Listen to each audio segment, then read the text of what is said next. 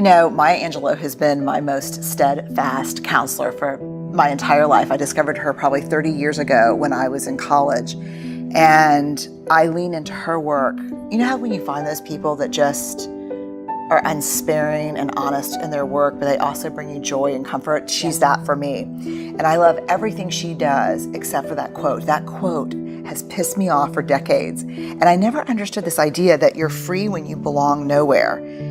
And as a social scientist, I know that belonging, I know this for sure. Like if you ask me the one thing I know for sure, 200,000 pieces of data.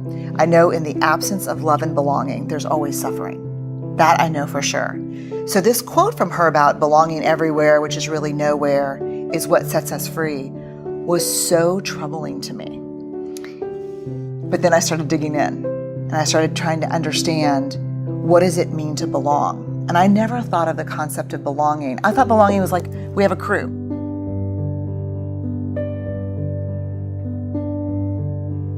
And belonging is something you kind of negotiate with external groups of people, but it's not. What I found very quickly is the rest of that actual quote is part of an interview that she did, where she ended up with Bill Moyers, where she ends up saying, he ends up pushing a little bit on and saying, so are you saying that you belong nowhere and to no one? And she said, I belong to Maya.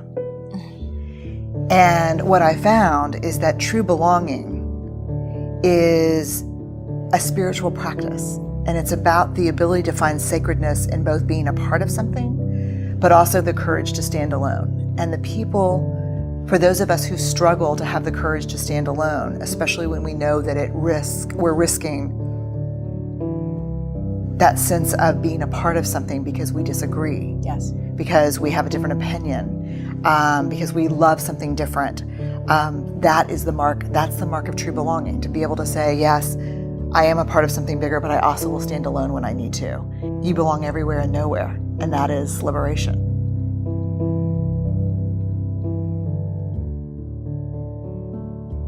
Because when I do a lot of leadership work, I talk about understanding your personal values, and my two personal values are faith and courage. And so they say, don't talk about faith. It's inappropriate. This is a corporation. And so I just got to the point where I'm like, look, I've sat across from thousands and thousands of people over the last 2 decades of my life, listening to the hardest things you can imagine.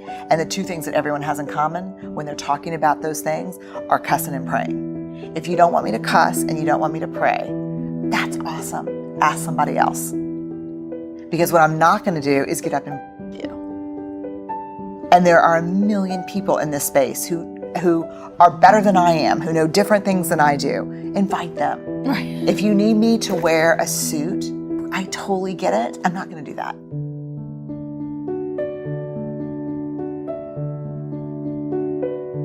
When I speak in public, I don't get up there to talk from my Brooks Brothers self to your Brooks Brothers self. I get up there, and when I walk on the stage, I'm going to talk about things that 90% of the people in the audience have never thought about, talked about, and are scared to listen to. And they need to see me as a person, and I'm just that person.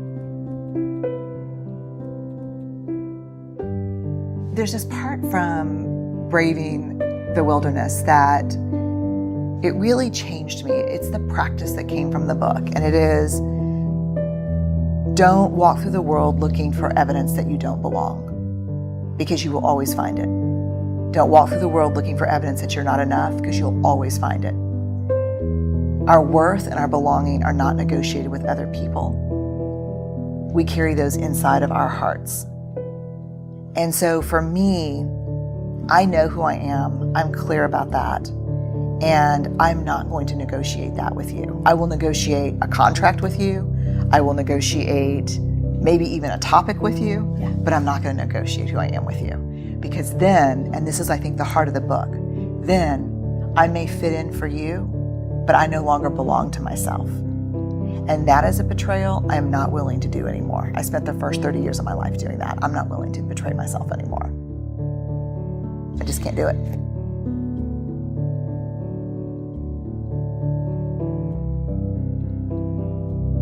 So braving is all about trust. And so probably 3 or 4 years ago, in a lot of my leadership work, I probably, and this is something people don't know about me, I probably spend 90% of my time inside big organizations working with C-suite teams. That's what I do most of the time. And so in working with leaders, one of the things that kept coming up is trust building in teams, building trust in a culture. The thing that's hard about trust is if I work for you and you call me in and I'm like really upset because I got passed over for a promotion, and you say to me, look, Brene, you're doing great work, but there are some trust issues. The minute you say anything that I can perceive as I am no longer trustworthy or you don't trust me, we go completely limbic. We go completely out of listening with our prefrontal cortex to listening, to fight, flight, freeze, defend. Because our trust is our integrity, it's who we are.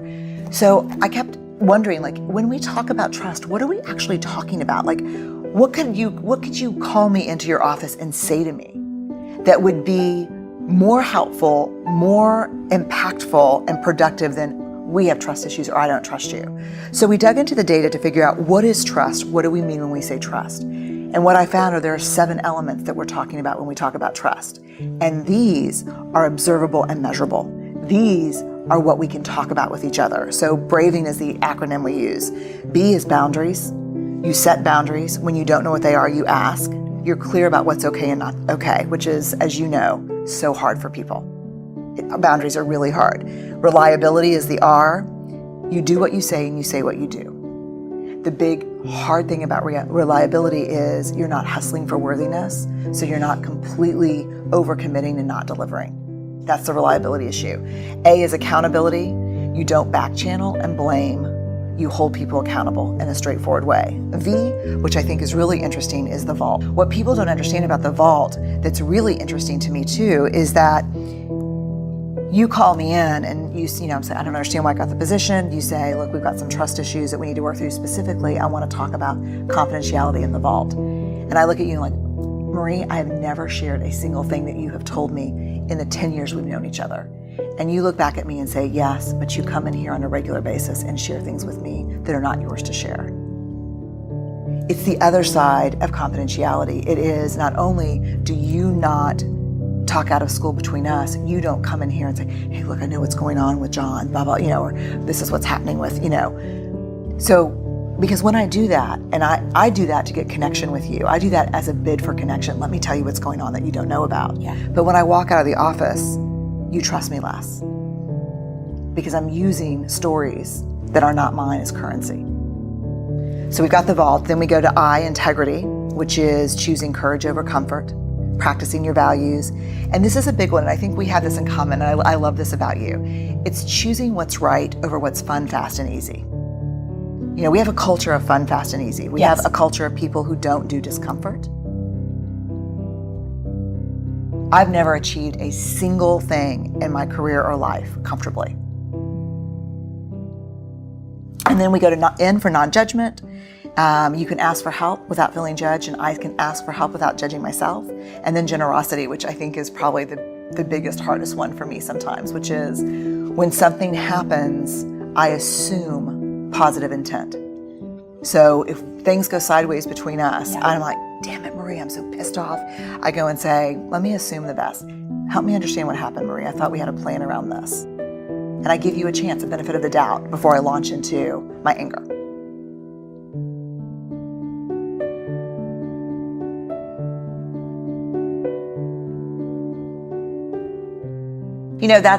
That's human nature. That's wiring. In the absence of data, we will always make up stories.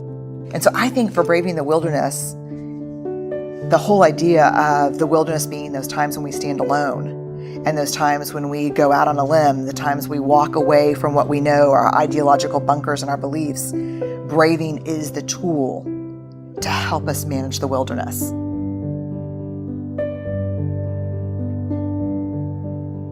I'll leave you with this.